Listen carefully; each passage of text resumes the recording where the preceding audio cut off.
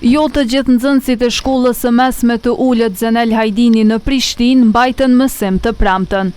Sipas informacioneve të cilat i ka siguruar televizioni, sot mësimi gjatë ditës në shkollën Zenel Hajdini është bojkotuar pjesërisht. Sipas informacioneve të një prinde i cili nuk pranoi të flasë para kamerës, tha se disa prej tyre kanë refuzuar që t'i sjellin fëmijët e tyre në mësim gjatë së premtës. Ndërkaq drejtoresha e shkollës nuk pranoi të flasë për këtë çështje, madje nuk na lejoi që të hyjmë as brenda objektit.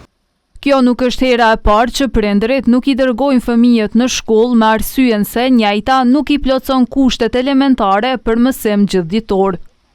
Bojkotin e procesit mësimor në Zenel Hajdin e konfirmoi edhe drejtori i arsimit Samir Shahine.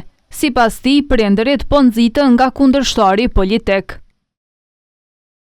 Është një grup njerëzish të nxitur nga kandidati i LVV-s për Asamble Besart Krasniqi, edhe njerë kanë zgjedhur formën e bojkotit për ta penguar procesin e mësimit plotditor në shkollë duke shfrytzuar fëmijët e tyre në mënyrë të padrejtë dhe jo ligjore. Sot ka marrë raportim nga drejtoresha e shkollës e cila njofton se një pjesë e nxënësve të shkollës Asim Vokshi që ndjekin mësimin në shkollën Zenel Hajdini nuk kanë marrë pjesë në procesin mësimor. Akuzat e Shahinit i mohon Krasniqi vetvendosjes i cili paralajmëron edhe pa di për shpifje.